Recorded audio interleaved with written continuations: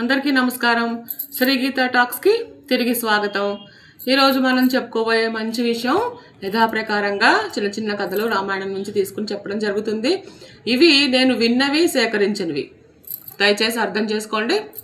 ఇప్పుడు రావణాసురుడి వధ అయిపోయింది. శ్రీరాముల వారి పట్టాభిషేకం. మళ్ళీ తిరిగి వస్తున్నారనమాట. అందరూ కూడా వస్తుంటే దారిలో సుమంచ పర్వతం కనిపించింది. సుమంచ పర్వతం దాని నిండా ఔషధాలు అవన్నీ కూడా ఉన్నాయన్నమాట. మూలికలు అవి ఉన్నాయి. అయితే మనకి వానర సైన్యంలో సుగ్రీవుడి యొక్క మేనమామ సుషేనుడు వైద్యుడు. లక్ష్మణుడు మూర్ఛపోయినప్పుడు కూడా సంజీవుని పర్వతం తెచ్చినప్పుడు అందులో ఔషధాల మొక్కలు అవన్నీ కూడా గుర్తించి సేవ చేస్తాడు. అలాగే రావణాసురుడి చేత కూడా మంచి అనిపించుకున్నాడు. అక్కడ అతను కేవలం వైద్యుడుగా అటువైపు ఉన్న వాళ్ళ ప్రాణాలు కూడా రక్షించాడనమాట యుద్ధంలో. అందువల్ల ఆయన ప్రముఖ వైద్యుడు.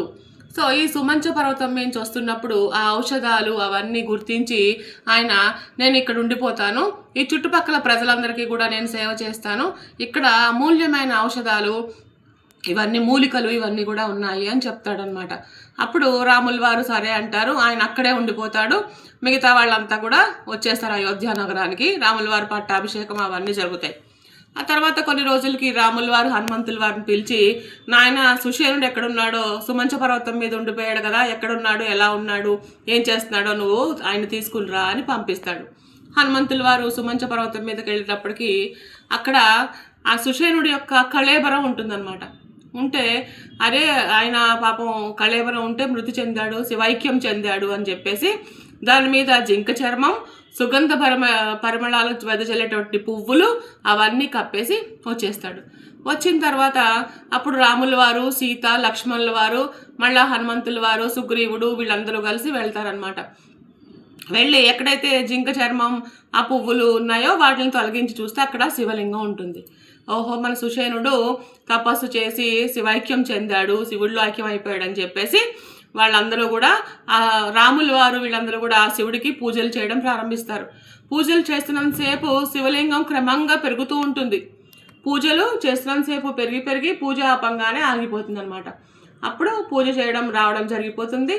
తర్వాత కొన్ని సంవత్సరాలు యుగాలు గడిచేటప్పటికి అక్కడ ఆ ప్రాంతాన్ని పరిపాలించే రాజుగారు చాలా శివభక్తులు అనమాట. వచ్చి ఆ శివలింగాన్ని చూసి ఆయన స్వయంభూగా వెలిసినటువంటి ఆ శివలింగాన్ని చూసి గుడి కట్టాలి అని ప్రయత్నం చేయబోతుంటే ఆయనకి పరమశివుడు కల్లో కనిపించి, నాయన నాకు గుడి కట్టద్దు, నేను భక్తుల కోసం ఎండలో వానలో ఇలాగే ఉంటాను అనేసి చెప్తాడనమాట.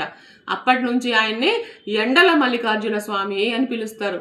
ఇది ఇప్పటికి మన ఆంధ్రప్రదేశ్లో శ్రీకాకుళంలో టెక్కలి ఉంది కదా, అక్కడ రావివలస అనే గ్రామంలో ఉంది స్వయంభూ మహిమాన్వితమైన శివలింగం.